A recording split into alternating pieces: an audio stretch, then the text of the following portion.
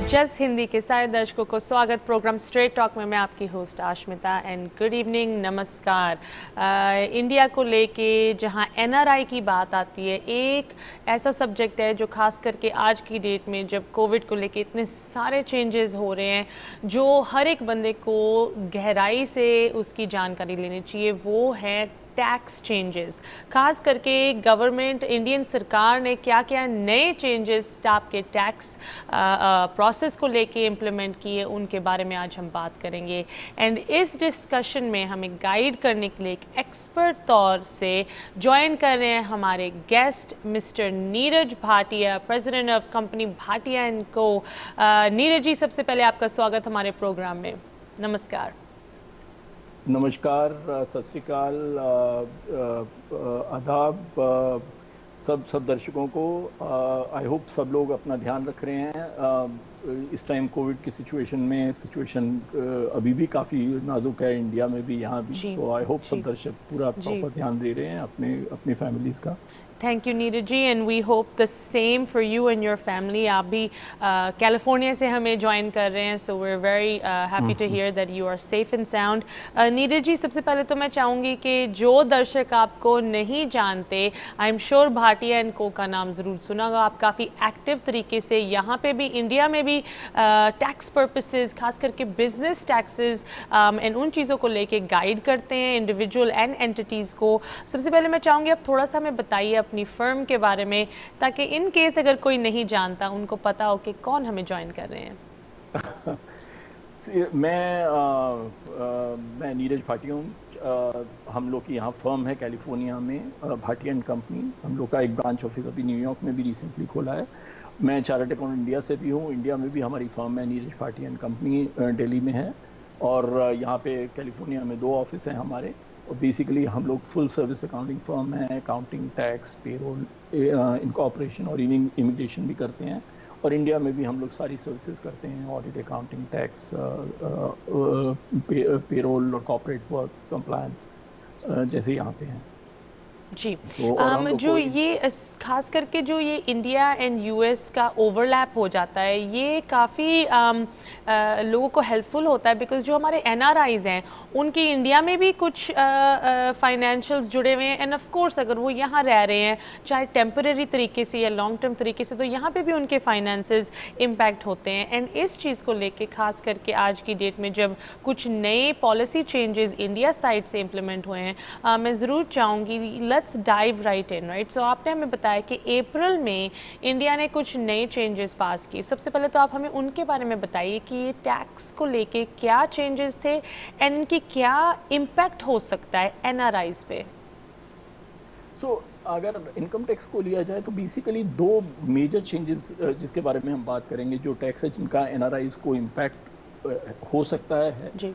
एक तो जो कंपैरेटिवली ईजियर है वो ये है कि हम इंडिया में जो कंपनीज डिविडेंड डिक्लेयर करती हैं शेयर्स में, इंडिया में 2003 या 4 के बाद वो एग्जेम्प्ट होता था, क्योंकि कंपनीज जब डिविडेंड डिक्लेयर करती थी तो वो एक डिविडेंड डिस्ट्रीब्यूशन टैक्स करके डिडक्ट कर लेती थी पेमेंट से पहले। तो जो शेयर होल्डर्स को मिलता था वो उसके बाद डिडक्शन के और डिविडेंड डिस्ट्रीब्यूशन टैक्स के बाद मिलता था। तो जब उनको टैक्स में हाथ में मिलता था वो टैक्स एग्जेम्प्ट होता था डिविडेंड।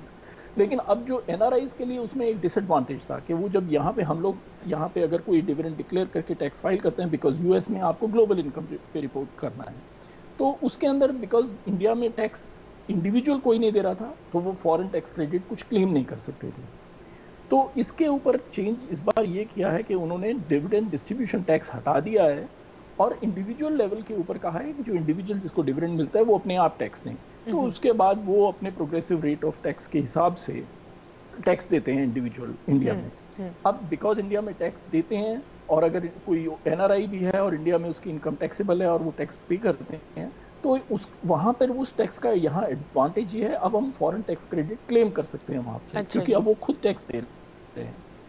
ये एक तरह से एडवांटेज हुआ है, जो कि ऑन द फेस लगता है कि पहले टैक्स नहीं था इंडिया में देना और अब टैक्स देना पड़ रहा है, बट एक्चुअली टैक्स कंपनी से उनके पर्सनल पर शिफ्ट हो गया है और उसका बेनिफिट यहाँ यूएस में ले सकते हैं फॉरेन टैक्स क्रेडिट की तरह। जी जी। सो ये जो पॉलिसी है आपने हमें बताई, ये डिविडेंड टैक्स जो पॉलिसी चेंज हुआ है, ये कब से इम्प्लीमेंट हुआ है? I believe you said April, correct? 1 अप्रैल 2020 के बाद। तो अब जो 31 मार्च 2020 के बाद कोई भी कंपनी डिविडेंड डिक्लेयर करेगी तो इंडिविजुअल को अपनी टैक्स रिटर्न इंडिया में या यहाँ हो उसमें इंक्लूड करके रिपोर्ट करना है। जी, यहाँ तो पहले भी कर रहे थे, लेकिन यहाँ पे अब उसका, क्योंकि इंडिया में अगर टैक्स देते हैं उसके ऊपर तो उसका फॉरेन टैक्स क्रेडिट क्लेम कर सकते हैं, तो यहाँ उसका बेनिफिट हो जाएगा अब। जी जी। एंड आपने कहा एक और इसमें एक चेंज था जो कंसर्निंग जो ये इनकम है, जिसके बारे में एनआरआईज को ज़रूर पता होना चाहिए। This is also a new policy change India side से। वो जो अदर मेजर चेंज हुआ है वो है एक इंडिया में सेक्शन 6 है इनकम टैक्स एक्ट में, जिसमें रेजिडेंट की डेफिनेशन है। अगर हम लोग समझें तो यूएस के अंदर, तो अगर आप यूएस सिटीजन हो या ग्रीन कार्ड होल्डर हो या यहाँ के हिसाब से रेजिडेंट हो तो आपको वर्ल्ड वाइड इनकम पे टैक्स देना ही है। और अगर कोई सिटीजन और ग्रीन कार्ड होल्डर हो, चाहे वो दुनिया में कहीं रहे, उसको एनीवे यूएस की रिटर्न भरनी है, यहाँ का टैक्स देना है। बट इंडिया में ऐसा नहीं है। इंडिया में वो रेजिडेंट को टैक्स लगाते हैं और नॉन रेजिडेंट को सिर्फ इंडियन सोर्स ऑफ इनकम पे टैक्स लगाते हैं जी। तो उसमें उन्होंने बेसिकली जो डेफिनेशन ऑफ रेजिडेंट है उसके ऊपर चेंज किया है। अच्छा जी।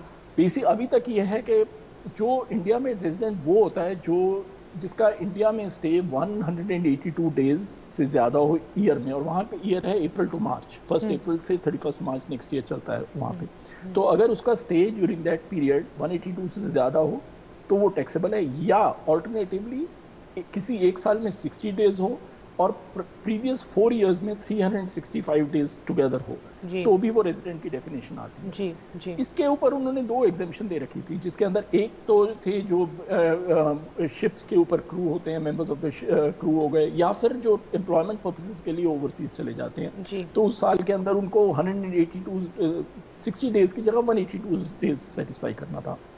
एक और एग्जेम्पशन उन्हें दे रखी थी कि जो अगर विजिट कर रहे हैं आप यहाँ से कोई एनआरआईज, तो उनको 181 डेज तक इंडिया में रह सकते थे बिना किसी क्वेश्चनिंग के कि भी उनका रेजिडेंट स्टेटस चेंज होगा। जी जी। यहाँ पे जो चेंज उन्होंने किया है तो वो ये किया है कि अगर कोई किसी की इंडिया के इंडियन सोर्स इनकम 15 लाख से ज़्यादा है तो और इंडिया में 120 डेज से ज़्यादा रहते हैं तो वो उनका रेजिडेंट स्टेटस चेंज हो जाएगा, नॉट ऑर्डिनरी रेजिडेंट बन जाएगा। तो जो कि पहले 182 डेज तक 181 डेज तक रह सकते थे, अब वो 119 डेज तक, यानी 4 महीने, अप्रॉक्सीमेटली 4 मंथ्स तक हो गया, little less than 4 months. So that is a major shift, because उसकी वजह से रिपोर्टिंग रिक्वायरमेंट्स चेंज हो सकती हैं, कंप्लायंस चेंज हो सकती है। अगर आपकी इंडिया की सोर्स के बिजनेस आप रन कर रहे हैं इंडिया में और आप और या फिर प्रोफेशन इंडिया के से रन कर रहे हैं और इनकम यहाँ पे हो रही है लेकिन सोर्स वहाँ से है, आपका एस्टैब्लिश वहाँ पे है, तो वो आपको वो टैक्सेबल हो सकता है। जी जी।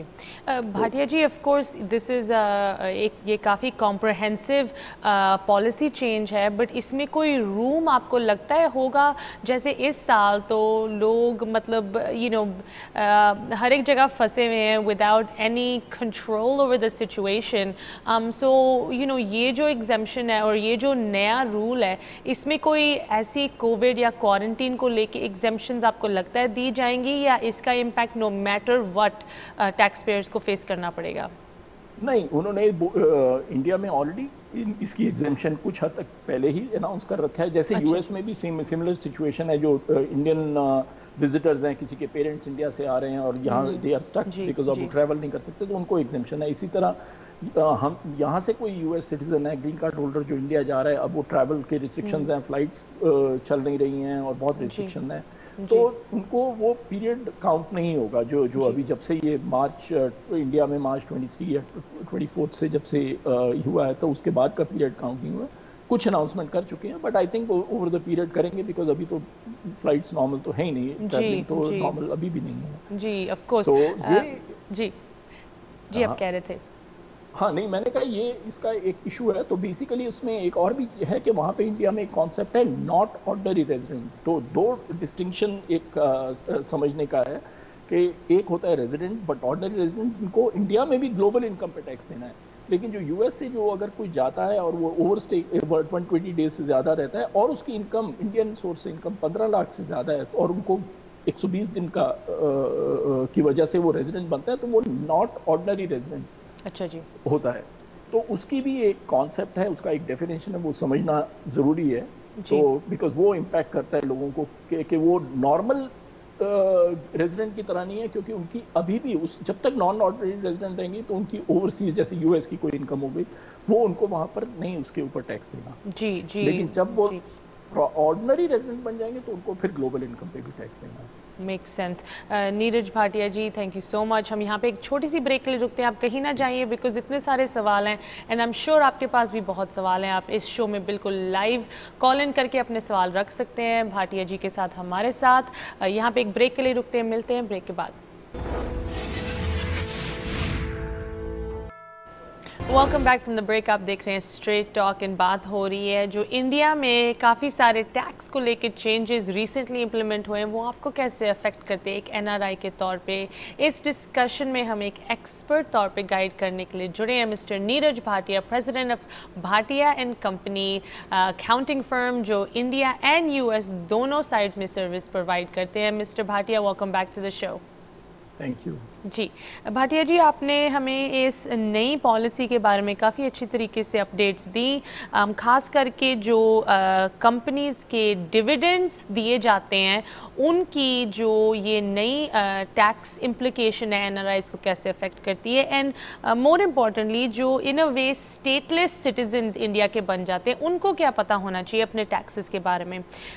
नाउ अब हमने इंडिया की बात थोड़ी सी कवर कर ली है, let's move to the US.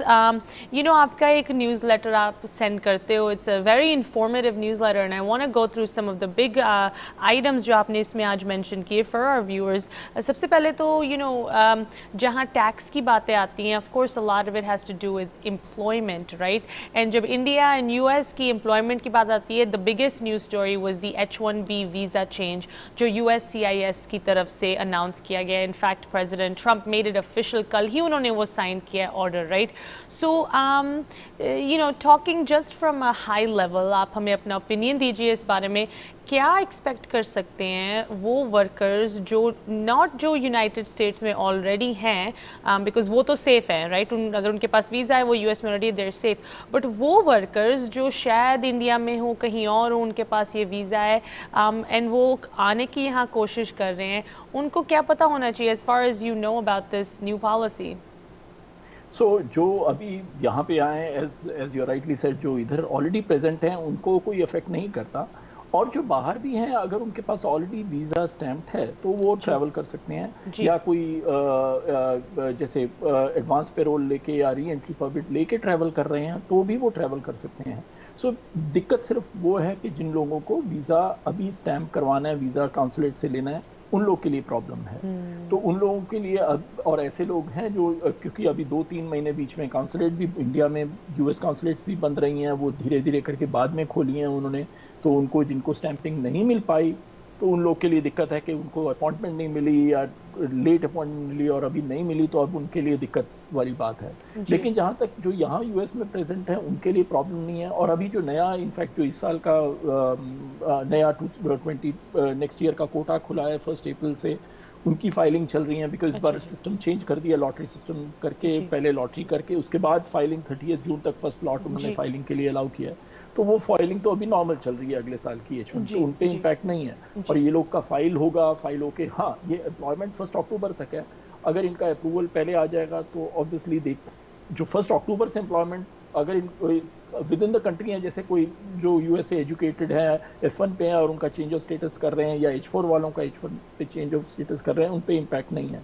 लेकिन जो बाहर से जिन्होंने आना है, वीज़ा स्टैंपिंग करवा के आना है, ऑब्वियसली काउंसलेट उनको अगर देगा भी तो दिसंबर तक के नेक्स्ट ईयर के लिए देगा, और अभी ये भी नहीं पता अपॉइंटमेंट देंगे भी कि नहीं। जी जी, क्योंकि हो सकता नहीं है। भाटिया जी, आप इस बिज़नेस में कितने सालों से हैं? आप डिफरेंट कॉरपोरेशंस कंपनीज़ के साथ भी काम करते हैं, आपकी फर्म। सो एक बिज़नेस पर्सपेक्टिव से आपके ओपिनियन में क्या आपको लगता है बिजनेसेस कैसे इम्पैक्ट होंगे इस पॉलिसी के साथ, खास करके जहाँ पे यूएस की इकोनॉमी स्लोली पिकअप होने की कोशिश कर रही है? अब ये नई पॉलिसी, वो भी दिसंबर तक, I mean that's the rest of the year, right? So आपको क्या लगता है कैसा इम्पैक्ट बिजनेसेस यहाँ पे एक्सपेक्ट कर सकते हैं इस नई पॉलिसी के साथ? सो इसका एक्चुअली लार्जली अगर एक्चुअल इम्पैक्ट देखा जाए शायद उतना ज़्यादा नहीं होगा जितना है। जैसे पहले, अभी इससे पहले अगर लोगों ने देखा होगा, ये अनाउंस किया कि 2 महीने के लिए ग्रीन कार्ड होल्डर्स को अलाउ नहीं किया जाएगा या ग्रीन कार्ड नहीं देंगे। अब रियलिटी में देखा जाए कितने लोग थे जिन्होंने इसी दो महीने में नए ग्रीन कार्ड लेके बाहर से ट्रैवल करके आना था? शायद बहुत कम थे, क्योंकि किसी के पेरेंट्स को आपने स्पॉन्सर किया हो, वो नहीं है तो 2 महीने बाद आएंगे। बट हाँ, वो उनको भी एक्सटेंड कर दिया अभी। बट जो ऑलरेडी ग्रीन कार्ड होल्डर थे उन पे इम्पैक्ट नहीं था, जो ट्रैवल कर रहे थे वो फिर भी आ सकते हैं। जिन्होंने नई visa green card immigrant visa लेना था उन पे इम्पैक्ट था जी। तभी ये था कि जो कंट्री में है उन पे इम्पैक्ट नहीं है। सो इसलिए जो भी यहाँ पर हैं उन पे इम्पैक्ट नहीं है। जो यूएस के मास्टर्स करके यहाँ पे चेंज कर रहे हैं उन पे इम्पैक्ट नहीं है। जो ऑलरेडी हाँ, लेकिन ज़्यादा इम्पैक्ट जिनके लिए रियली अफेक्टिंग है, जो यहाँ पर थे और छुट्टी में या किसी वजह से इंडिया गए थे, अब उन्होंने स्टैंपिंग करा के दोबारा आना है, तो ऑलरेडी काम कर रहे हैं, उनकी कंपनी को भी इम्पैक्ट है, इमीडिएट इम्पैक्ट है। बिकॉज एक वर्क पर्सन जो ऑलरेडी काम कर रहा था वो सडनली काम, उसको वीज़ा नहीं मिलेगा, वो आ नहीं सकते नेक्स्ट 6 महीने जी जी। भाटिया जी, आपको लगता है कि ये जो गैप है कंपनीज यहाँ पे, and I am asking this, अब आप एक बिजनेस पर्सन के तौर पे ज़रूर हमें जवाब दीजिए, आपको लगता है कि जो वो गैप है इन फॉरेन वर्कर्स का, ये स्टेट साइड फिल हो सकता है? आई डोंट थिंक, सी ये क्योंकि H1 की ज़रूरत ही है, जिसकी डिमांड बहुत ज़्यादा है। अगर आप देखें लास्ट ईयर की फाइलिंग 65,000 का कोटा है, ऑलमोस्ट 280,000 फाइलिंग हुई है। सो ऑब्वियसली कंपनीज यहाँ पे बिजनेसेस को डिमांड है, सो वो डिमांड लोकल वर्कफोर्स नहीं मीट कर सके, इसीलिए H1 है। H1 प्रोग्राम ही इसीलिए बनाया है कि जो और ये सारे क्वालिफाइड एजुकेटेड स्पेशलाइज्ड वर्कर्स हैं, मिनिमम बैचलर्स डिग्री होल्डर्स हैं इन देयर ऑक्यूपेशन, और यहाँ पे उनकी नीड है, इसीलिए ये H1 प्रोग्राम ही बना है। और नॉर्मली स्टेटिस्टिक्स अगर आप देखें तो ये कहते हैं कि एक H1 वर्कर यहाँ पर आके ऑलमोस्ट उनका इम्पैक्ट है कि 2 to 2.5% की एक्स्ट्रा एम्प्लॉयमेंट जनरेट करता है, rather than taking a job away from somebody. He is actually increasing and creating an employment of 2.5%। अब एक और इसमें रिस्ट्रिक्शन इन्होंने L1 की लगाई है। अब L1 के हम लोग के जिनके बहुत क्लाइंट्स के करते हैं, जो एंटरप्रेन्योर्स बाहर से आ रहे हैं, यहाँ सेटअप करते हैं बिजनेस, वो खुद ही अपने आप को एम्प्लॉयमेंट दे रहे हैं, वो किसी की एम्प्लॉयमेंट नहीं ले रहे। यहाँ आके साथ में वो और यूएस वर्कर्स को एम्प्लॉयमेंट देते हैं। अब उन्होंने L1 को भी रोक दिया है। L1 आके किसी की जॉब नहीं ले, ऐसे L1 किसी की जॉब नहीं ले रहे, तो वो खुद अपने आप को यहाँ एंटरप्रेन्योर्स हैं, यहाँ आए हैं, उल्टा यहाँ पे लोगों को एम्प्लॉयमेंट देता, को भी रिस्ट्रिक्शन लगा दी है, किसी लॉजिकल सेंस में नहीं बनता जी। एंड नॉट ओनली एम्प्लॉयमेंट देते हैं, बट लिटरली जो L1 के हैं वो तो इकोनॉमी, या आप कह सकते हैं यहाँ के रेवेन्यू को भी ऐड करते हैं अपनी इन्वेस्टमेंट के साथ। एब्सोल्युटली, क्योंकि बिजनेस यहाँ सेटअप कर रहे हैं, एस्टैब्लिश कर रहे हैं, इधर ही दे रहे हैं, यहीं यूएस में ही टैक्स दे रहे हैं, यहाँ की कंप्लायंस कर रहे हैं। जी जी, it's very interesting. Social security और इनकम टैक्स सारा। आई थिंक आपने डेफिनेटली इसको अप्रोप्रिएटली कमेंट किया that it doesn't make any sense. Once again this is just a personal opinion, but आपको क्यों लगता है कि इस स्पेसिफिक जो L1 की पॉलिसी है उसको इसमें क्यों इंक्लूड किया? I mean overall policy we can make some assumptions कि क्यों ये पॉलिसी इम्प्लीमेंट हो रही है, but why the L1? I mean, it doesn't make any sense. I think L1 का इतना नहीं है, और स्पेसिफिकली L1 है जो कि मैनेजरियल और एग्जीक्यूटिव पर्सन्स के लिए, वो तो उसके लिए तो बिल्कुल ही नहीं होना चाहिए था। एक टाइम था जब L1 वीज़ाज और L2 वीज़ाज जो थे, L1B वीज़ा जो है, सॉरी L1A जो है, वो पर्टिकुलरली एग्जीक्यूटिव्स और मैनेजर्स यूज़ करते हैं, और L1B है जहाँ पे दूसरे एम्प्लॉयज़ आते हैं, जिसमें पहले काफ़ी कंपनीज यूज़ करती थी, वो अब बहुत रिस्ट्रिक्शन एनी में हो चुका है, जिस तरह से पॉलिसी चेंजेस हुए हैं यूएससीआईएस के। जी जी।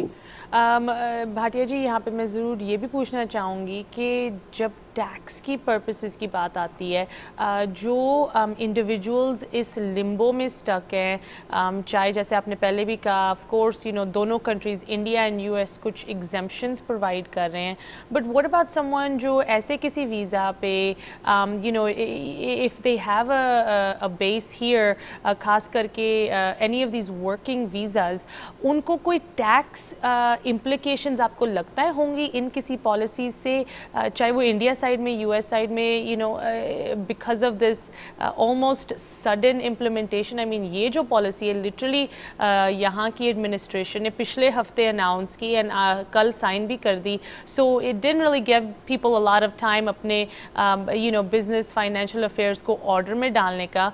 आपको क्या लगता है from a tax perspective, any of these worker visas, इनको कोई इम्प्लिकेशंस होंगी आने वाले समय में? टैक्स के इम्प्लीकेशन तो अभी तो जो यहाँ पे काम कर रहे हैं तो उन लोग पे तो है नहीं, जो आएगा नहीं तो उन पे ऑब्वियसली टैक्स है, तभी होगा once they come and start working over here. तो जो यहाँ ऑलरेडी काम कर रहे हैं वो तो ऑलरेडी H1 पे उन पे इम्पैक्ट वैसे भी नहीं है, तो टैक्स का इम्पैक्ट सिर्फ वो उनका रहेगा जो बाहर हैं। अब वो कोविड-19 की वजह से उनको ओवरस्टे वहाँ पे कर रहे हैं, ट्रैवल नहीं कर पा रहे हैं, तो इंडिविजुअल केसेस में वो हम लोग को देखना पड़ेगा, जो यहाँ पे काम कर रहे थे और बीच में वो छुट्टी के लिए वहाँ पर इंडिया गए और अब बिकॉज ऑफ नए रूल वो आ भी नहीं सकते हैं। तो ये तो अब उनका कब कितना इंडिविजुअल केस के अंदर हम लोग को देखना पड़ेगा, वो उनकी क्या इम्पैक्ट है, क्योंकि इंडिया में क्या है उसका स्टेटस रहेगा और यूएस में क्या रहेगा, क्योंकि इंडिया ने भी कुछ एग्जेम्पशंस दिए हैं जो कोविड की वजह से नहीं ट्रैवल कर पा रहे हैं, और अब ये कोविड ही नहीं, अब ये तो एक और ही सिचुएशन हो गई है। जी, एब्सोल्युटली एब्सोल्युटली। एंड इंडिया में भी कुछ ट्रैवल को लेके काफ़ी हेडलाइंस बन रही हैं इंडिया यूएस की, थोड़ी सी टिफ के बारे में। I'd love to get your comment on that, पर यहाँ पे एक और छोटी सी ब्रेक के लिए रुकते हैं, आप कहीं ना जाइए, बातें ऐसे ही जारी रहेंगी। ब्रेक के बाद आप भी जुड़े रहिए, मिलते हैं ब्रेक के उस पार। Welcome back from the break. आप देख रहे हैं स्ट्रेट टॉक एंड बात हो रही है इंडिया के नए जो फाइनेंस एक्ट 2020 पास हुआ है अप्रैल ऑफ दिस ईयर, उसमें क्या क्या डिफरेंट चेंजेस हैं।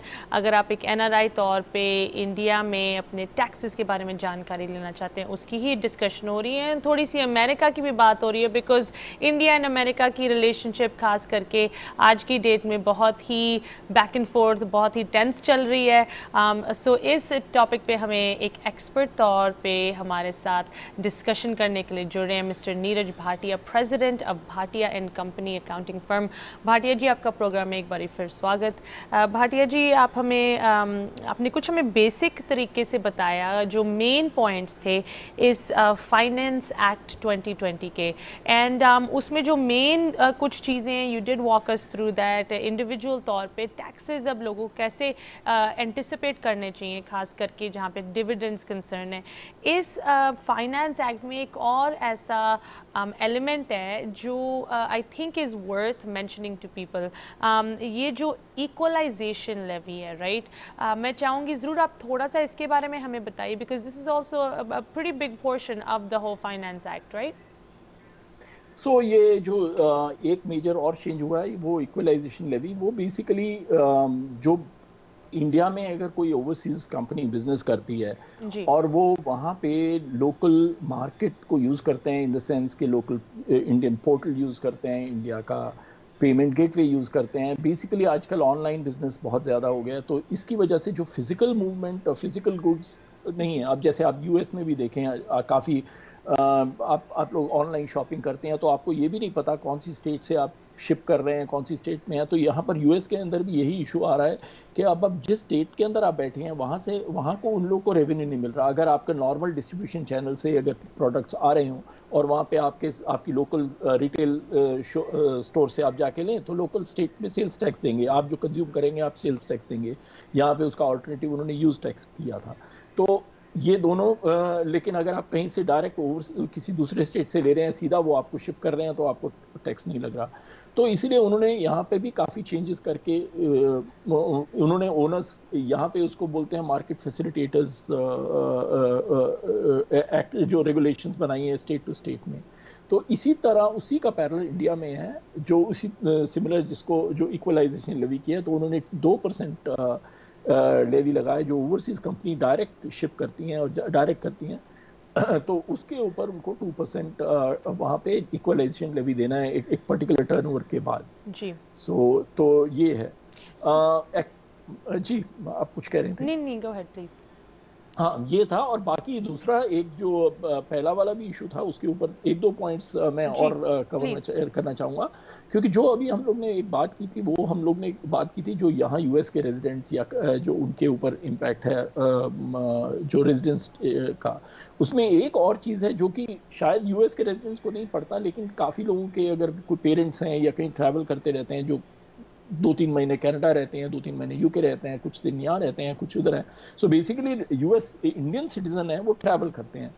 तो बेसिकली उनका किसी स्टेट में कहीं पर अगर वो रेजिडेंस की डेफिनेशन सेटिस्फाई नहीं करते, तो देखा जाए तो कहीं पर भी टैक्स नहीं पड़ता। तो उन लोगों को भी कवर करने के लिए उन्होंने, जिसको आपने वर्ड यूज किया था स्टेटलेस, इसलिए मैं वो मेंशन कर रहा हूँ, तो वो टेक्निकली स्टेटलेस बन जाते हैं बिकॉज कहीं पर भी टैक्स रेजिडेंस नहीं है। अच्छा जी। तो उनके लिए अगर ऐसे कोई भी इंडियन सिटीजन है जिसका 15 लाख से ज्यादा इनकम हो जाती है, तो वो उनको टैक्स इंडिया में, ये we are talking of Indian source income, India के इंटरेस्ट हो गया, डिविडेंड हो गया, कैपिटल गेन्स हो गया, रेंटल इनकम हो गया, इस तरह की चीजें, पेंशन हो गए। तो ये जो भी इंडिया से इनकम है, अगर 15 लाख यानी अबाउट $20,000 से ज्यादा है, तो उनको वहां पे इंडिया में तब वो डीम्ड रेजिडेंट माने। उस केस में नया वर्ड यूज किया है उन्होंने, नया कॉन्सेप्ट है डीम्ड रेजिडेंट। अच्छा जी। वो भी equal to resident but not ordinary resident, तो उनको टैक्स वहाँ इंडिया में देना पड़ेगा जी वहाँ।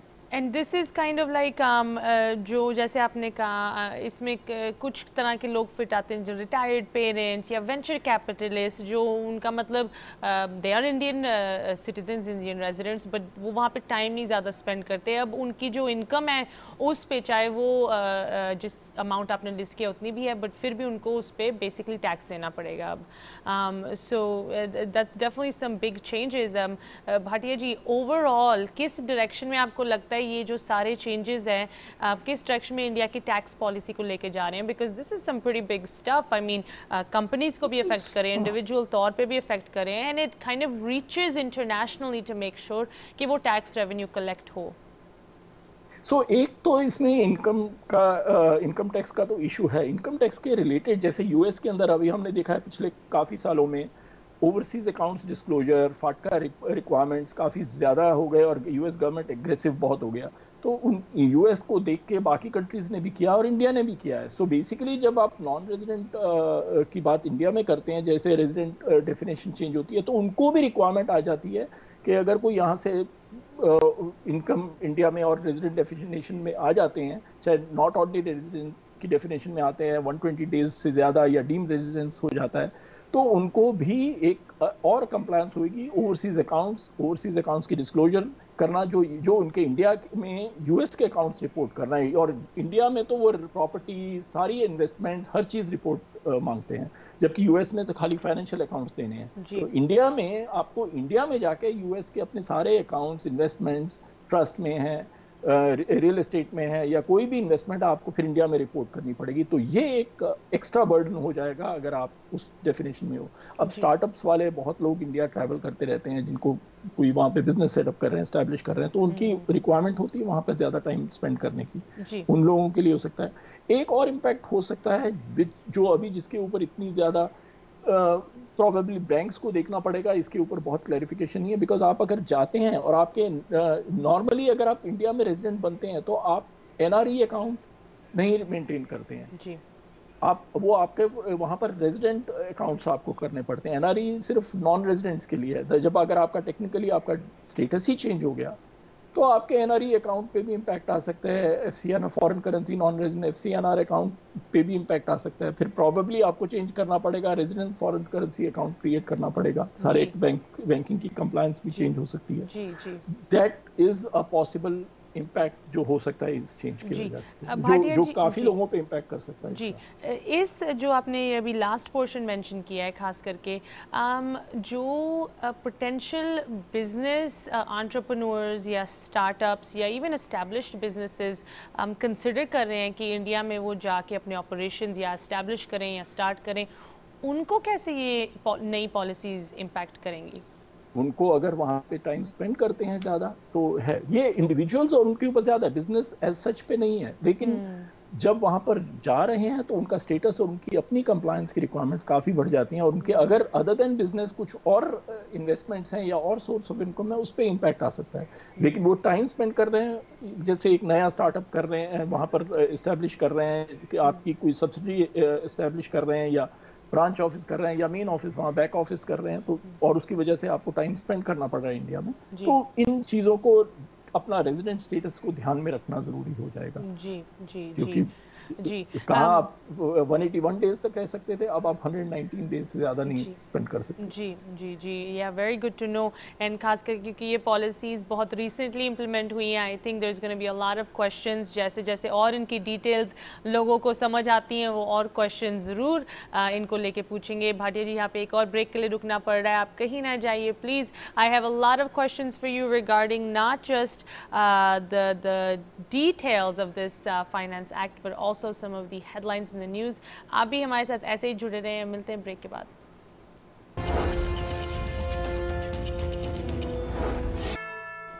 ब्रेक के बाद एक बार फिर आपका स्वागत है प्रोग्राम स्ट्रेट टॉक में। अपडेट्स आपको सारी बता रहे हैं जो इंडिया के नए फाइनेंस एक्ट 2020 में इंक्लूडेड हैं, खास करके एनआरआईज के टैक्सेस को लेके।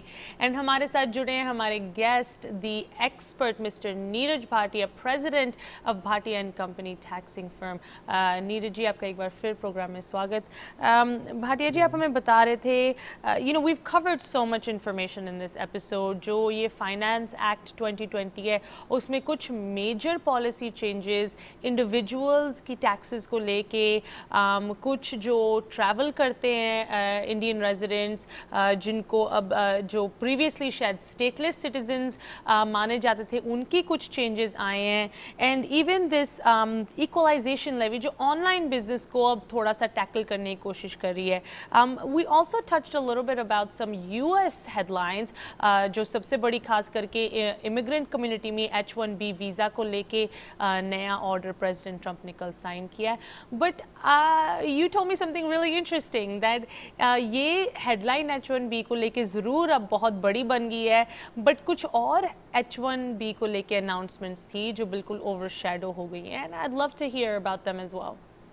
So basically एक as you're saying, एक बड़ी पॉजिटिव H1 की पॉलिसी अनाउंसमेंट थी जो इससे कुछ ही दिनों पहले हुई थी, और वो ये वाली announcement of H1 travel ban की वजह से वो ओवरशैडो हो गई है।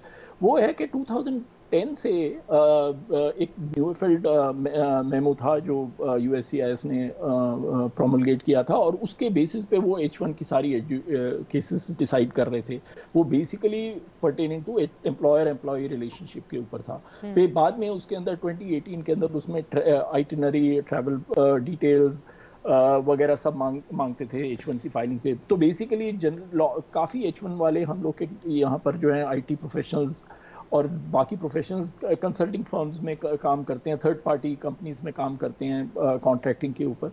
तो उनके ऊपर USCIS ने पॉलिसी मेमोरेंडम में इतना डिटेल्स लगा दी थी कि वो मेजॉरिटी रिजेक्शंस उन्हीं फैक्टर्स की वजह से हो रहे थे पिछले। तो उनके USCIS के पास एक कंपनी ने केस फाइल किया था, तो मार्च में वो USCIS ने सेटलमेंट में वो अपने वो मेमोरेंडम को डिसाइड किया कि हम लोग विदड्रॉ कर रहे हैं। तो वो उन्होंने अब बेसिकली विदड्रॉ किया है कि भाई अब हम किसी से एम्प्लॉयर एम्प्लॉय रिलेशनशिप पे उतनी डिटेल्स वैसे नहीं मांगेंगे जैसे वो मांगते थे, कॉन्ट्रैक्ट्स डिटेल्स नहीं मांगेंगे, आइटिनरी ऑफ एम्प्लॉयमेंट के ऊपर नहीं मांगेंगे, उसके ऊपर अगर वो डिफरेंट कंपनीज में काम कर रहे हैं तो वो जाके एक बहुत ज़्यादा डिटेल में बहुत ज़्यादा जा रहे थे, जो रेलेवेंट भी नहीं था, जो कि beyond definition of employer employee था, वो काफ़ी फार रीचिंग कर रहे थे। तो वो एक तरह से बिल्कुल रैंडम एडहॉक आर्बिट्रेरी डिसीजन लेने लग गए थे USCIS वाले। सो वो होप थी कि अब इसके बाद, और अभी भी होप है कि वो उसकी इम्प्लीमेंटेशन जो नई पॉलिसी मेमोरेंडम जिसने वो 2 विदड्रॉ किए हैं, उसकी वजह से अब H1 के अप्रूवल्स रिलेटिवली स्मूथ होंगे। तो जो अननेसेसरी की क्वेरीज थी और जिसकी वजह से रिजेक्शन हो रहे थे वो नहीं होने चाहिए। जी, so that is the major change which has happened. ये बस अभी इन्हीं पिछले बेसिकली लास्ट 1-2 हफ्ते के अंदर ही ये भी चेंज हुआ है। जी जी, no that's definitely a very positive change. I think जैसे आपने कहा है जो ये रिलेशनशिप एम्प्लॉय एम्प्लॉयर के बीच में अब थोड़ा सा कर्टेल हो गया है कि क्या इसका दायरा है, किस डेफिनेशन से आप इसको डिफाइन कर सकते हैं। So good to know. हम देखते हैं कि H1B और इन ट्रैवल वीज़ाज़ का क्या बनता है। You know Neeraj ji, once again this is your personal opinion, I am just curious, you know जो ये रीसेंट बैन जैसे कल अभी साइन हुआ है, आपको क्या लगता है ये लास्ट करेगा दिसंबर तक या you don't think it stands a chance? I think अभी तो चलेगा बिकॉज इलेक्शन है नवंबर तक। आई थिंक तब तक तो चलना चाहिए। आगे इलेक्शन के बाद देखेंगे कैसा होता है, क्योंकि इन्होंने ये बोला है साथ में every 2 months they are going to revisit it.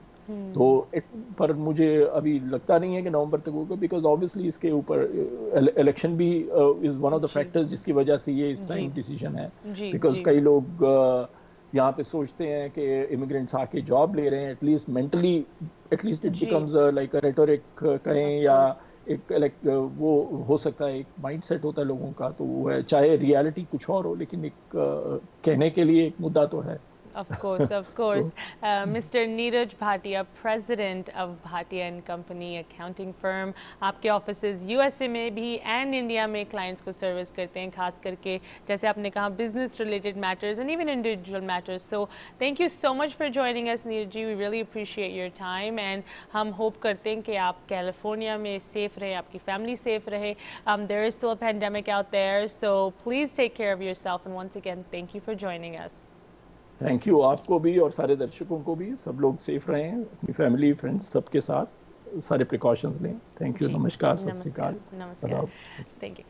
And यहाँ पे मैं बाकी दर्शकों को बताना चाहूँगी कि आपके कोई भी क्वेश्चंस कमेंट्स इस प्रोग्राम को लेके या कोई भी हम टॉपिक लेके आते हैं, अगर आप कोई टॉपिक खासकर में देखना चाहते हैं हम इस प्लेटफॉर्म पे कवर करें, ज़रूर आप हमें लिख सकते हैं info@justbroadcasting.com, ashmita@justbroadcasting.com।